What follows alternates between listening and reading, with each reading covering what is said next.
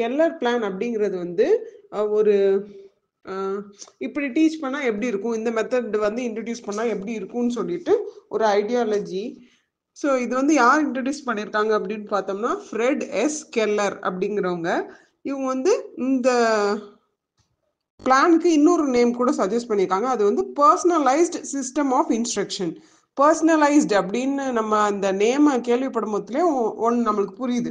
அதாவது நம்மளுக்கு generalised system of instruction தான் நம்ம எல்லாருக்குமே கொடுக்குறாங்க. ஃபார் எக்ஸாம்பிள் வந்து ஒரு ஸ்டூடெண்ட்டுக்கு என்ன மெத்தடாலஜி ஃபாலோ பண்ணுறோமோ அதே தான் அந்த கிளாஸில் இருக்க எல்லா ஸ்டூடெண்ட்ஸுக்கும்.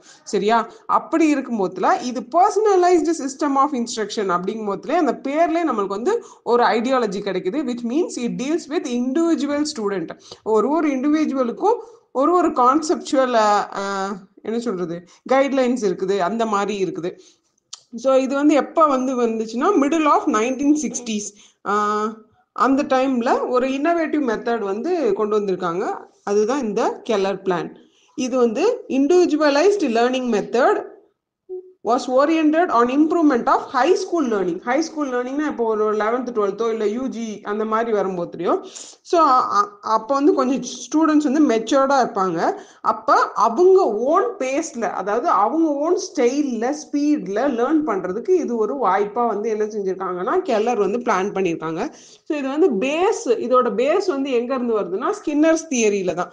நான் ஏற்கனவே இந்த ஸ்கின்னர்ஸ் தியரி ஆஃப் ஆப்பரண்ட் கண்டிஷனிங் அந்த கொஸ்டினை பற்றி நான் பார்த்த போதில் அது வந்து எப்படி இருந்ததுன்னா, ஒரு ரேட்டை வந்து ஒரு பாக்ஸ்குள்ளே வச்சுட்டு நம்ம அது விட்டுட்டோம் அப்படின்னா அது ஆக்சிடென்டலாக மூவ் ஆகிட்டு இருக்கும் போதுல ஒரு லீவர்னு சொல்கிறாங்க, ஓகே, ஒரு கம்பி மாதிரி, அதை வந்து ப்ரெஸ் பண்ணிடுச்சுன்னா அதுக்கு ஃபுட்டு வந்து உள்ளே வந்து விழுகும் அப்படிங்கிற மாதிரி இருக்கும். அது வந்து ஒரு டைம் அது நோட்டீஸ் பண்ணோனையும் திரும்ப ஒரு செஞ்சு பார்க்கும், திரும்ப ஃபுட்டு வருதுன்னு தெரிஞ்சோனையும் அடிக்கடி அதையே செய்ய ஆரம்பிக்கும். எப்போல்லாம் அதுக்கு ஃபுட்டு தேவைப்படுதோ அப்போல்லாம் அது செய்ய ஆரம்பிக்கும். விச் மீன்ஸ் யாருக்குமே வந்து நாலேஜ் அப்படிங்கிறது வந்து சொல்லி கொடுத்து வர தேவையில்ல, ப்ராக்டிஸ் பண்ண வந்துடும். அது வந்து ஆக்சிடென்டலாக இந்த நம்ம டார்கெட் ரெஸ்பான்ஸ் இதுதான் நம்மளுக்கு வரணும்னு நினைக்கிற விஷயத்த மட்டும் முன்னாடி வச்சோம்னா, ஓகேவா, அவங்க கண்ணுக்கு முன்னாடி அதை மட்டும் வச்சிருக்கணும் அப்படின்னா ஆக்சிடென்டலா அவங்க ஒன் டைம் இது பண்ணும் போதுல அவங்க எக்ஸ்பீரியன்ஸ் பண்ணிடுவாங்க, ஓகே இதுதான் நம்மளுக்கு நடக்க போகுது அப்படின்னு சொல்லிட்டு திரும்ப அந்த டிசைர்ட் ரெஸ்பான்ஸை நம்ம இது பண்ணிக்கலாம். இதுதான் இந்த ஸ்கில்லர்ஸ் தியரியில இருந்துச்சு. ஸோ அதை பேஸ் பண்ணி தான் இங்க கொண்டு வந்ததா சொல்றாங்க. இதுல வந்து என்ன அப்படின்னா go at your own pace. எல்லாரும் ஒரே ஸ்பீடில் தான் படிக்கணுங்கிறது கிடையாது. இப்போ ஃபார் எக்ஸாம்பிள் வந்து ஸ்லோ லேர்னர்ஸ் வந்து இந்த ஃபாஸ்ட் லேர்னர்ஸ் வந்து ஒரு கைட்லைன்ஸ் கொடுத்து படிக்க வச்சுட்டு இருப்பாங்க. ஏன்னா அந்த டீச்சர்ஸ் வந்து அப்படி டீம் பிரித்து விட்டுருப்பாங்க. இவங்கள வந்து நீ படிக்கவை, அவங்க வந்து ஒன்றை ஒப்பிக்கணும், இவங்க வந்து டெஸ்ட் எழுதி காட்டணும் அப்படின்னு சொல்லிட்டு டீமாக பிரித்து விட்டுருப்பாங்க. அந்த மாதிரிலாம் இங்கே கிடையவே கிடையாது. அவங்கவுங்க கண்டென்ட்டை படிக்க போகிறாங்க. எல்லாருக்கும் ஒரே கண்டென்ட் தான், அவங்கவுங்க ஸ்பீடில் படிச்சுக்கணும். இப்போ இந்த லெசனை வந்து படிச்சு முடிச்சுட்டோம்னா தான் அடுத்த லெசனுக்கு போக முடியும். ஸோ இந்த லெசன்ல இருந்து அடுத்த லெசனை போகிறதுக்கு எப்படி கண்டுபிடிக்கிறது நான் முடிச்சுட்டேன் அப்படின்னு சொல்றது அப்படின்னா, இங்க வந்து ஒரு எக்ஸாமினேஷன் இல்லை, no examination will be based upon them. Examination இல்லை, அதுக்கு பதிலாக இங்க வந்து மல்டிபிள் சாய்ஸ் கொஸ்டின் வச்சிருக்காங்க. அதை வந்து எப்படி சொல்றாங்க அப்படின்னா ஒரு மாடியூல் மாதிரின்னு சொல்றாங்க, ஓகேவா. ஸோ ஒரு டெஸ்ட் தான், but it is not like 5 mark 10 mark 2 marks 3 marks அந்த மாதிரி இல்லாமல் ஒரு கான்செப்டை அண்டர்ஸ்டாண்ட் பண்ணியிருக்காங்களா இல்லையா அப்படிங்கிறத ரெடி பண்ணுறதுக்காக ஒரு குவிஸ் மாதிரி வச்சுக்கோமே அப்படின்னு சொல்லி பிளான் பண்ணுறாங்க. ஸோ இந்த இதில் வந்து ஸ்டூடெண்ட்ஸ் வந்து பாஸ் ஆகணும். இந்த இதில் மாஸ்டரி ஆனாதான் அடுத்த இதுக்கு போக முடியும். student needs to demonstrate mastery of the preceding unit. இந்த யூனிட் வந்து கரெக்டாக இருந்தால் தான் அடுத்த யூனிட்டுக்கு வந்து சக்சீடிங் யூனிட்டுக்கு போக முடியும். So emphasis on written materials, the emphasis is on learning from written materials. So lectures materials எல்லாமே வந்து டிஸ்ட்ரிபியூட் ஆகிரும். ஸோ நம்ம அதுலேருந்து அண்டர்ஸ்டாண்ட் பண்ணிக்கிட வேண்டியது, நம்ம அண்டர்ஸ்டாண்ட் பண்ணதை அந்த குவிஸில் அட்டம் பண்ணும் போதுல நம்ம வந்து எவ்வளோ கரெக்டாக ஆகணும்னா அவுட் ஆஃப் 10 8 வந்து கரெக்டாக இருக்கணும் அந்த குவிஸில். இஃப் சப்போஸ் அப்படி இல்லை அப்படின்னா நம்ம மறுநாளும் அதே குவிஸ் அட்டன் பண்ணணும். விச் மீன்ஸ் அந்த லெசனை வந்து நம்ம தரோ பண்ணுற வரையும் அடுத்த லெசனுக்கு ஸ்கிப்பே ஆக முடியாது. புரியுதா? அந்த டாப்பிக்கை ஸ்கிப் பண்ணிட்டு போகவே முடியாது. ஸோ இது வந்து இந்த கோர்ஸ் மாடியூல எப்படி டிசைன் பண்ணிருக்காங்கன்னா, ஒரு டீச்சிங் லேப் இருக்குது. அந்த டீச்சிங் லேப்குள்ளக்க ஒரு 20 ஸ்டூடெண்ட்ஸ் உட்கார மாதிரி ஒரு சீட்டிங் அரேஞ்ச்மெண்ட் வச்சிருக்காங்க. ஸோ ஒரு டேக்கு வந்து 3 to 4 hours வந்து அவங்க அந்த ரூம்குள்ள இருக்கலாம். 1 or 2 டியூட்டர்ஸ் கூட அந்த ரூம்ல இருக்கலாம் அப்படின்னு சொல்றாங்க. ஸோ அவங்களுக்குன்னு தேவையான மெட்டீரியல்ஸ் வந்து ஏற்கனவே கொடுத்துருப்பாங்க. அதை படிச்சுட்டு தான் அந்த ரூமுக்கு வருவாங்க. அந்த ரூமுக்கு வரும்போதுல அவங்களுக்கு ஒரு பிளேஸ்ல அந்த குவிஸ் மெட்டீரியல் வந்து கொடுத்துருவாங்க. அதை அவங்க அட்டெம்ப் பண்ணணும். அட்டெம்ப் பண்ணும்போதுல அவங்களாவே அந்த ஷீட்ஸை வந்து ஃபில் பண்ணணும். ஃபில் பண்ணி முடிச்சுட்டு அவங்க வந்து 8 out of 10 வாங்கியிருந்தாங்கன்னா they can go for the next unit. ஓகேவா? ஸோ அதுக்கு வந்து அவங்க வந்து டெக்ஸ்ட், நோட்ஸ், கால்குலேட்டர்ஸ் எல்லாமே யூஸ் பண்ணிக்கலாம். விச் மீன்ஸ் நீ படிக்கிறதுக்கு எடுத்துக்கிட்ட புக்ஸு, நோட்ஸு, கால்குலேட்டர் எது வேணா யூஸ் பண்ணிக்கலாம். எதுவுமே யூஸ் பண்ணாம தான் இந்த டெஸ்ட் எழுதணும்னு கிடையாது. ஆனா பார்த்துனாலும் நீ கண்டுபிடிச்சு எழுதணும். இதுல வந்து multiple forms of quizzes are prepared for repeated candidates. என்ன சொல்லியிருக்காங்கன்னா, இன்னைக்கு நீ ஃபெயில் ஆகிட்ட, ஒரு பட்சத்தில் ஃபெயில் ஆகிட்ட, ஒரு 7 mark எடுத்துட்டேன்னா ஃபெயில். ஸோ நெக்ஸ்ட் டேவும் நீ வந்து குவிஸ் எழுதணும். But the same questions will not be repeated. So some other questions will be given from the same unit. அந்த யூனிட்லேயே வந்து வேற கொஷின்ஸ் கொடுத்துருப்பாங்க. So no repetition of questions will be there. So அதனால நீ ப்ரிப்பேர் பண்ணிட்டு வரும்போது ஏற்கனவே உள்ளதை வச்சுட்டு நீ வந்து இது பண்ண முடியாது. இந்த modules can consist of reading assignment.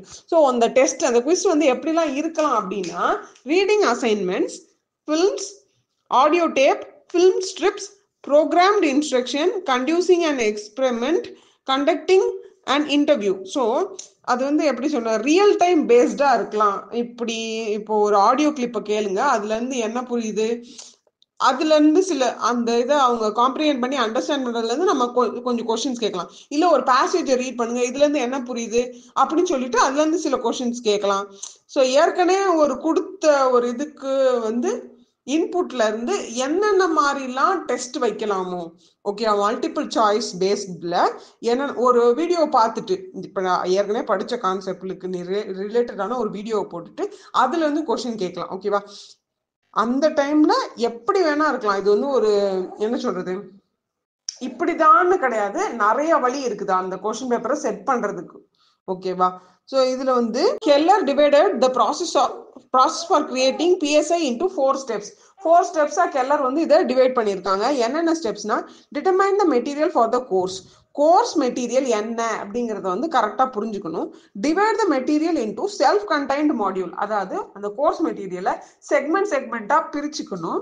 Next, create methods of evaluating the material in a given module. So எந்த மெத்தட்ல இந்த மாடியூலை, இந்த செக்மெண்ட்டுக்கு வந்து நம்ம எவாலுவேஷன் நடத்தலாம், இந்த டெஸ்ட் வந்து எப்படி வைக்கலாம். இப்போ நீ வந்து டீச்சரா இருக்க, ஒரு இதுக்கு சூஸ் இட் கொடுக்கலாம், ஒரு இதுக்கு ஃபில் இன் தி பிளாங்க்ஸ் கொடுக்கலாம், ஒரு இதுக்கு மேட்ச் இட் கொடுக்கலாம். இந்த கண்டென்ட் இந்த மாதிரி கேட்டா நல்லா இருக்கும்னு நீ நினைக்கிற இல்லையா? அதே மாதிரி இதுக்கு எப்படி கொஸ்டின் வைக்கலாம் அப்படின்னு சொல்லிட்டு next third step. Fourth, allow learners to move from module to module at their own pace.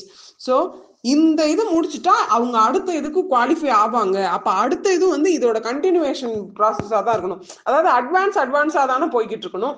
So அப்படி வந்து செட் பண்ணிருக்கணும். இந்த மெட்டீரியல், கோர்ஸ் மெட்டீரியல் செக்மெண்டா பிரிக்கிறது, கொஸ்டின் பேப்பர் எப்படி இருக்குன்னு எவாலுவேட் பண்றது, இந்த இதுக்கும் அந்த இதுக்கும் உள்ள கண்டினியூட்டி அடுத்தடுத்து போற மாதிரி வைக்கிறது, இது எல்லாமே ஒரு டீச்சர் சைட்ல இருந்து, ஒரு ஆர்கனைசேஷன் சைட்ல இருந்து இதெல்லாம் பண்ணணும் இந்த சிஸ்டம் ஃபாலோ பண்ணா. ஸோ இதுல வந்து கெல்லர் பிளான்ல அட்வான்டேஜஸும் இருக்கு, டிஸ்அட்வான்டேஜஸும் இருக்கு. அட்வான்டேஜஸ்னா என்ன இருக்குன்னு நீ நினைக்கிறேன்? ஃபர்ஸ்ட் திங், யாருக்காகவும் வெயிட் பண்ணவே தேவையில்லை. அவங்களுக்கு பிடிச்சத அவங்கவுங்க கடன் படிச்சுட்டு அடுத்தடுத்த இதுக்கு போய்கிட்டு இருப்போம். நம்ம ஆனுவல் எக்ஸாமுக்குலாம் ரிவைஸ் பண்ணும் போதுல யாருக்காகவும் வெயிட் பண்ண மாட்டோம்ல, நம்மளே நம்ம படிச்சுட்டு போய்கிட்டே இருப்போம்ல, அதே மாதிரி.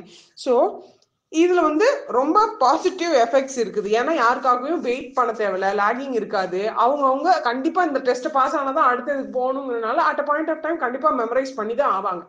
நெக்ஸ்ட் திங் வந்து நோ பனிஷ்மெண்ட்ஸ். இதுல வந்து பனிஷ்மெண்ட்ஸே கிடையாது, ஜஸ்ட் பாஸ் ஆஃப் ஃபெயிலான்னு மட்டும் தான் சொல்ல போறோம்.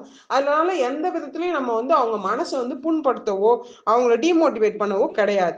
ஸோ அப்படிங்கும்போது these two are the advantages. When it comes to disadvantage, limited instructional methods. என்ன சொல்றாங்க, இன்ஸ்ட்ரக்ஷன் கொடுக்கறதுக்கு மெத்தட்ஸ் வந்து ரொம்ப கம்மியா இருக்குது. High drop out rates, decreased human interaction. இப்போ for example test test test டெஸ்ட்னு அதிகமா வச்சுக்கிட்டே இருந்தோம்னா இந்த 10th 11th 12th எப்படி இருப்பானோ அதே மாதிரிதான் எல்லா கிளாஸும் இருப்பான். கரெக்டா? ரொம்ப ஸ்ட்ரெஸ்ஃபுல்லா ஃபீல் பண்ணுவானா? அதிகமா நடத்துறதை விட்டுட்டு அதிகமா டெஸ்ட் தான் வச்சுட்டு இருப்பாங்க அவங்களுக்குலாம். அதே தான் இந்த மெத்தட்லயும் இருக்கும். ஏன்னா சொல்ல போற கான்செப்ட் வந்து ஒண்ணுதான், ஆனா அந்த இதுல பாஸ் ஆகுற வரையும் டெஸ்ட் வச்சுக்கிட்டே இருக்கணும். ஸோ லிமிட்டட் இன்ஸ்ட்ரக்ஷனல் மெத்தட்ஸ், சொல்லி கொடுக்கறது கம்மி, ஹை டிராப் அவுட் ரேட்ஸ். ஒரு பாயிண்ட் ஆஃப் டைம் மேல இவங்க என்ன அப்படின்னு சொல்லிட்டு டிராப் அவுட் ஆயிடுவாங்க ஸ்கூல் விட்டு. Next, decreased human interaction. So human interaction, students கூட பேசுற டைமு, அவங்களுக்கு சொல்ல வேண்டிய எக்ஸாம்பிள்ஸ், அவங்கள திரும்ப திரும்ப ஈஸியா எப்படி புரிய வைக்கலாங்கிறது எல்லாமே வந்து குறைஞ்சிரும். ஆல்மோஸ்ட் எல்லாத்துக்குரிய டார்கெட்டும் இந்த டெஸ்ட்டை பாஸ் ஆகணும், இந்த டெஸ்ட்டை பாஸ் ஆகணுங்கிறதுல மட்டும்தான் இருக்கும் கெல்லர் பிளானை நம்ம ஃபாலோ பண்ணோம்னா. Hope you understood this question and it is very very easy and interesting to learn.